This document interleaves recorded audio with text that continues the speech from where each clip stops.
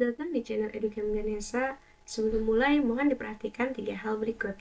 Yang pertama, jangan lupa untuk berdoa. Kedua, meminta file kepada admin. Dan yang terakhir, melakukan evaluasi ulang sebagai daya ingat. Baik, langsung saja kita membahas soal SBMPTN Ekonomi tahun 2019. Lanjut ke soal nomor pertama. Bagi konsumen yang berpendapat rendah, keuntungan yang diperoleh lebih besar apabila ia mengonsumsi permintaan barang yang bersifat A. Elastis, B. Inelastis, C. Elastis sempurna, D. Inelastis sempurna, E. Unitary. Saya akan berikan waktu 5 detik untuk menjawab soal ini.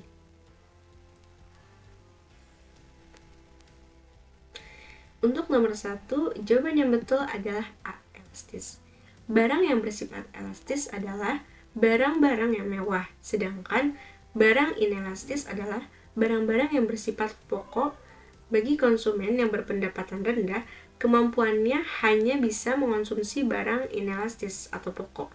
Tetapi, keuntungan yang diperoleh lebih besar jika bisa mengonsumsi barang yang bersifat elastis atau mewah. Lanjut ke soal nomor 2.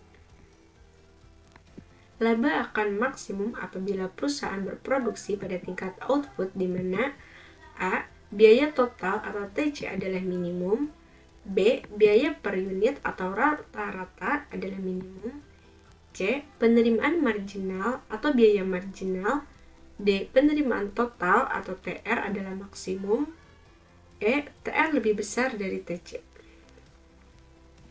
Saya akan berikan waktu 5 detik untuk menjawab soal ini. Untuk soal nomor 2, jawaban yang betul adalah C. Penerimaan marginal sama dengan biaya marginal atau MR sama dengan MC. Lanjut ke soal nomor 3. Elastisitas permintaan menjelaskan tentang respon pembeli atau konsumen bila A. Pendapatan konsumen berubah, B. Harga barang subsidi berubah, C. Harga barang komplementer berubah, D. Selera konsumen berubah, E. Harga barang berubah. Saya akan memberikan waktu 5 detik untuk menjawab soal ini.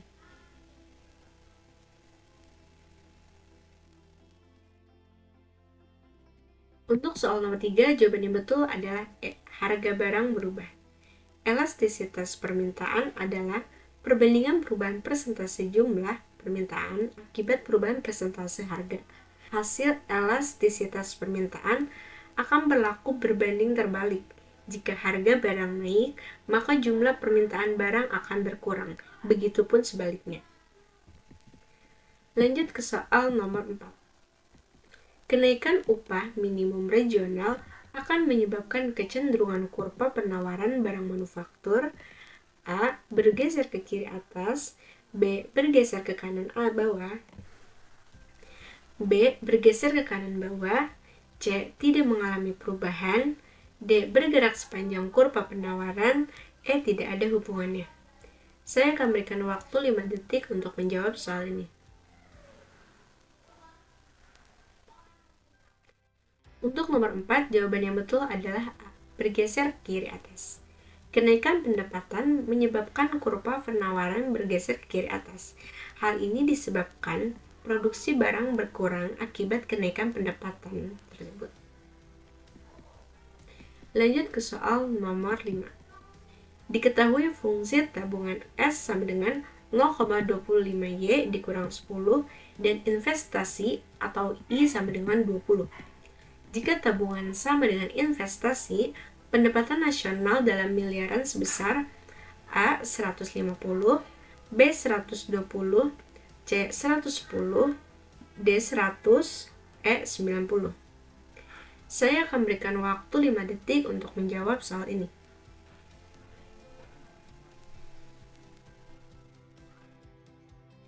Jawaban yang betul adalah B. 120. Sekarang kita bahas. Karena S sama dengan 1, maka S sama dengan 20. S sama dengan 0,25Y dikurang 10. 20 sama dengan 0,25Y dikurang 10. Terus 30 sama dengan 0,25Y. Jadi Y sama dengan 120. Mari kita lanjut ke soal nomor 6. Investasi dapat dikelompokkan dalam investasi real dan investasi finansial. Investasi real meliputi investasi berikut, kecuali A. Investasi aset tetap, B. Investasi untuk peralatan produksi, C. Investasi persediaan perusahaan, D. Investasi untuk saham, E. Investasi kendaraan bagi perusahaan. Saya akan memberikan waktu 5 detik untuk menjawab soal ini. Baik, untuk soal nomor 6, jawaban yang betul adalah D. Investasi untuk saham. Lanjut ke soal nomor 7. Dalam sistem ekonomi kapitalis, cara yang dipakai dalam penyelesaian persoalan tentang barang apa yang akan diproduksi, bagaimana barang tersebut diproduksi, dan siapa yang akan mengkonsumsinya dilakukan melalui A. Keputusan produsen, B. Keputusan pemerintah, C. Mekanisme pasar, D. Kesepakatan pemerintah dan swasta, E. Kesepakatan produsen dan serikat pekerja. Saya akan berikan waktu 5 detik untuk menjawab soal ini. Baik, untuk nomor 7, jawaban yang betul adalah C. Mekanisme pasar. Sistem ekonomi kapitalis adalah liberal, di mana semua keputusan diserahkan pada mekanisme pasar. Mari kita lanjut ke soal nomor 8. Bila perekonomian sudah mencapai full employment, namun permintaan barang dan jasa masih terus meningkat, maka hal tersebut akan menyebabkan A. Deflationary gap, B. Overemployment, C. Depresi ekonomi, D. Crowding out, E. Revaluasi. Saya akan berikan waktu 5 detik untuk menjawab soal ini. Untuk nomor 8, jawaban yang betul adalah A. Deflationary gap. Nah, deflationary gap adalah suatu keadaan di mana perekonomian sudah mencapai full employment atau tenaga kerja penuh. Namun, permintaan barang dan jasa masih terus meningkat, sehingga menyebabkan timbulnya gap antara tenaga kerja dan jumlah barang dan jasa. Lanjut ke soal nomor 9. Berikut ini adalah ciri-ciri kurva indiferensi, kecuali A. Kurva yang berada di sebelah kanan atas menunjukkan tingkat kepuasan yang lebih tinggi, B. Tidak saling berpotongan, C. Memberikan tingkat kepuasan yang sama dari mengonsumsi satu barang tertentu, D. Cembung ke arah titik origin atau 0, E. Menurun dari kiri atas ke kanan bawah. Saya akan berikan waktu 5 detik untuk menjawab soal ini.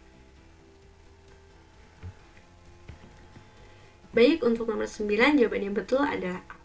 Kurva yang berada di sebelah kanan atas menunjukkan tingkat kepuasan yang lebih tinggi. Biasanya, kurva indiferensi adalah kurva yang memberikan tingkat kepuasan yang sama dari mengonsumsi suatu barang tersebut. Ciri-cirinya yang pertama, tidak berpotongan. Kedua, memberikan tingkat kepuasan yang sama. Yang ketiga, cembung ke atas titik origin. Dan menurun dari kiri atas ke kanan bawah. Lanjut ke soal nomor 10. Jumlah untuk mencatat pemberian jasa kepada pelanggan secara kredit sebesar 8.000 adalah A. Kas di debit 8.000, utang di kredit 8.000, B. Piutang usaha di debit 8.000, pendapatan jasa di kredit 8.000, C. Piutang usaha di debit 8.000, kas di kredit 8.000, D. Kas di debit 8.000, pendapatan jasa di debit 8.000, E. Pendapatan jasa di debit 8.000, piutang usaha di kredit 8.000. Saya akan berikan waktu 5 detik untuk menjawab soal ini. Untuk nomor 10, jawaban yang betul adalah B. Piutang usaha di debit 8.000, pendapatan jasa di kredit 8.000. Pemberian jasa kepada pelanggan berarti pendapatan bertambah, karena secara kredit maka piutang bertambah sehingga jumlahnya piutangnya 8.000 dan pendapatan jasanya kredit 8.000. Lanjut ke soal nomor 11.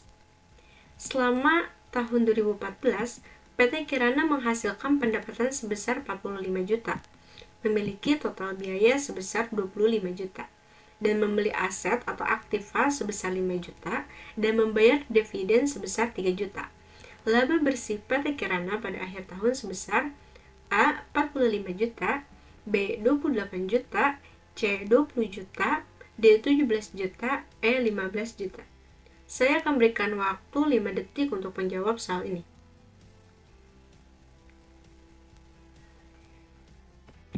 Untuk nomor 11, jawaban yang betul adalah C, 20 juta. Mari kita simak caranya.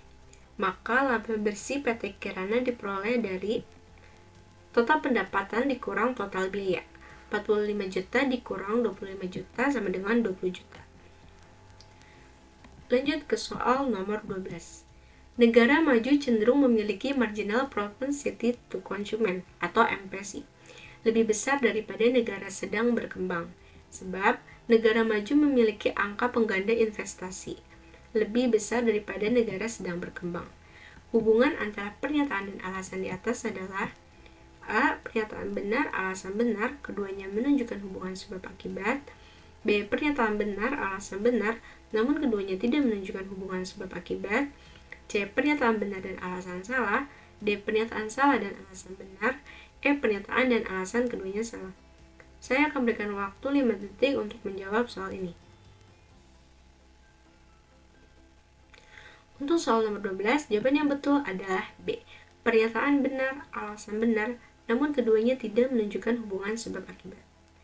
Kecenderungan mengkonsumsi penduduk di negara maju cenderung lebih besar daripada negara berkembang, karena negara maju memiliki angka pengganda investasi lebih besar dari negara berkembang.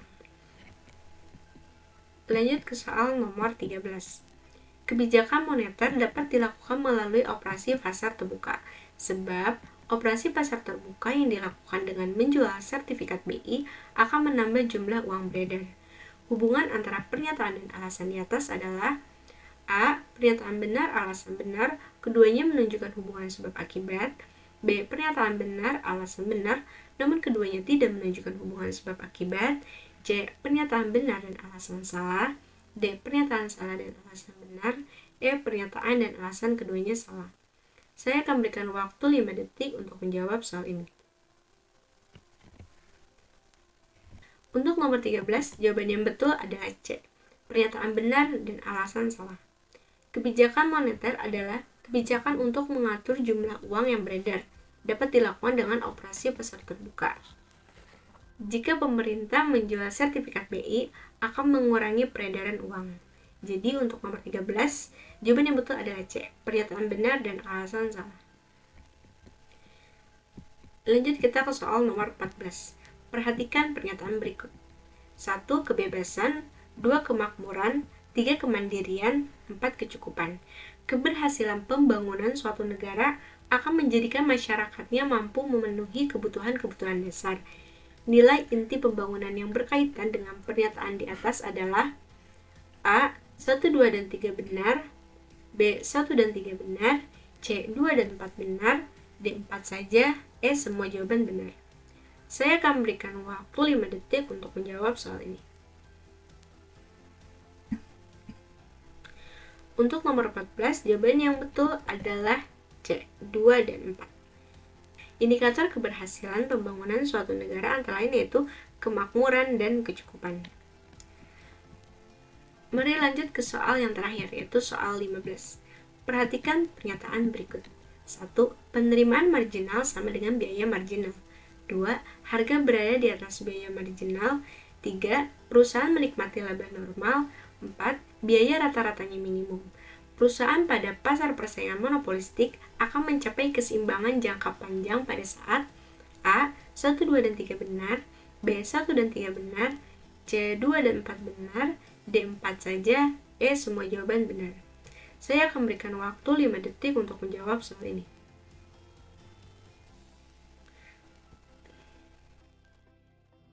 Baik, untuk soal nomor 15, jawaban yang betul adalah E. Semua jawaban benar. Perusahaan monopolistik dalam jangka panjang hanya akan mendapatkan laba normal. Laba maksimumnya didapat ketika pada pasar monopolistik harga lebih tinggi dari biaya produknya. Biaya rata-ratanya dibuat seminimal mungkin. Baik, cukup sekian untuk pembahasan soal SBMPTN Ekonomi tahun 2019. Jangan lupa untuk like, comment, and subscribe. Dan jika video ini bermanfaat, dapat di-share sebanyak-banyaknya. Terima kasih, sampai jumpa di video selanjutnya.